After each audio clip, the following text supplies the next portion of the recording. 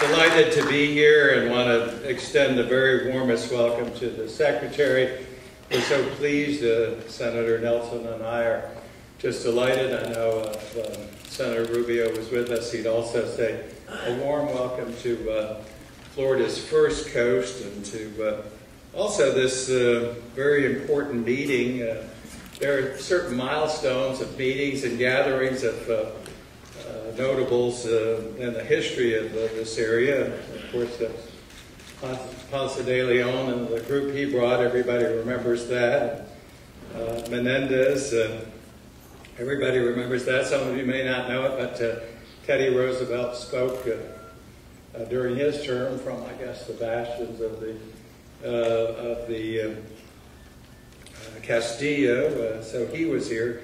And probably when we look back historically, they say we brought together the Secretary and some of the most distinguished Floridians and Americans to serve on the 400th Commission, and I think this will be also viewed as an important milestone in the history of our community.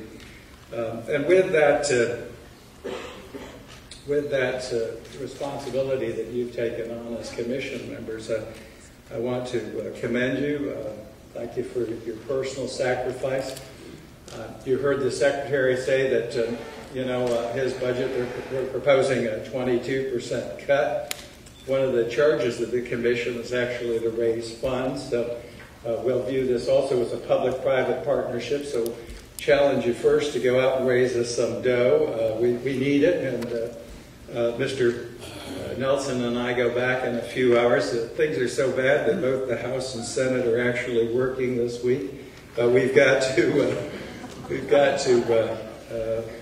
find our way out of this economic difficulty. I'm optimistic, and I know Bill is too, that the Congress somehow all does come together. That even though there are differences, that the country is a great country and that rises to any challenge, and we can meet the economic challenge. And I know this Commission, too, can empower responsibility and help, again, with some of the financing of the programs and projects that you'll undertake on behalf of the community, the state, and the nation. I want to, some of you who know me locally know I cut right to the chase. And I want to give the Commission its first charge, and I think staff has already given out a little handout. I don't have a PowerPoint, sorry folks, but I'll go over the points that I want to make in the charge. First of all, in your Commission duties, and they're on the back of the little program, it says that E, you'll coordinate and facilitate public scholarly research. F, you'll ensure that the commemoration provides a lasting legacy and long-term public benefit. And G, that you'll help ensure the observance of the foundation of St. Augustine are inclusive. And I think those are important responsibilities that I want to speak to. The little brochure I gave you here that we put out shows the Castillo San Marcos, sort of the centerpiece. And across the street from it is where we're going to locate in the lighter area a visitor center. This isn't a new idea. The authorizing legislation is on about the fourth page there, and signed into law back in 2004, the long process, arduous process of approving a new visitor center. I want to talk about the importance of that. We heard about the economy and people that are coming here. The mayor says that we have between 4 and 5 million visitors. Well, our Castillo and Fort Matanzas have 1.3, almost 1.4 million visitors per year, and we don't have a visitor center. The last 3 visitor center in 2008, if you see from a list of National Park visitation statistics, we authorized the Martin Luther King Center in Atlanta. We did a lesson volcanic in California visitor center, and we also did Denali in Alaska. You can total they had about 1.4 million visitors last year. Just our 2 sites had 1.3 million.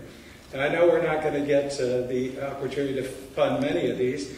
Last couple of years we worked actually through a transportation measure. They helped fund Fort McHenry, visited that facility, and it's awesome. The Park Service is to be commended. But I want to point out the need to have some place to accommodate people for basic accommodations when they come here, the millions that are coming and the millions that we'll have. We don't have common things like a restroom. The fortress that, again, Gordy does such a great job of guarding. It's very hard to convert a 300-year-old structure, the oldest masonry fort in the United States, with all the accommodations that we need today.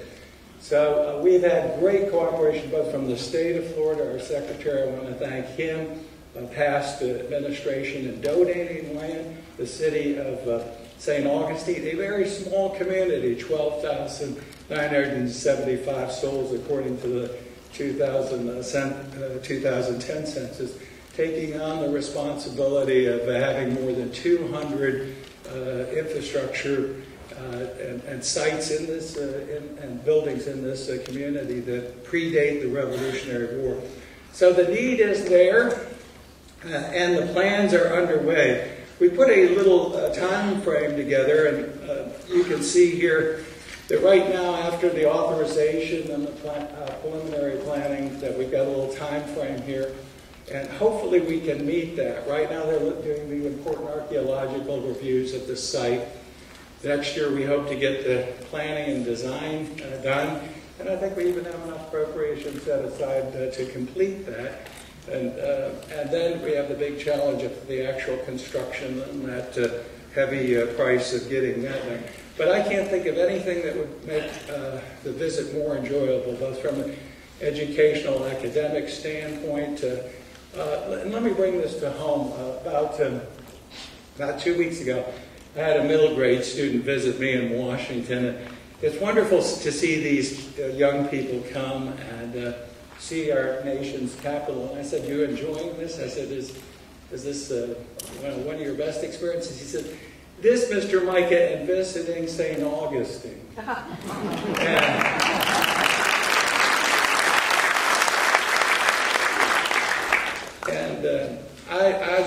I can't help but remember what that middle schooler said. And we need to make certain that that visit is the best possible, so that they just don't have the experience of going down George Street or seeing the Castillo, Fort Matanzas, and other historic sites, and not learning about them while they're here. So I'll give you as a charge, commission, if you would, to help on this project. We'll all work together. I know Senator Nelson will. The city has been great. The state has been great.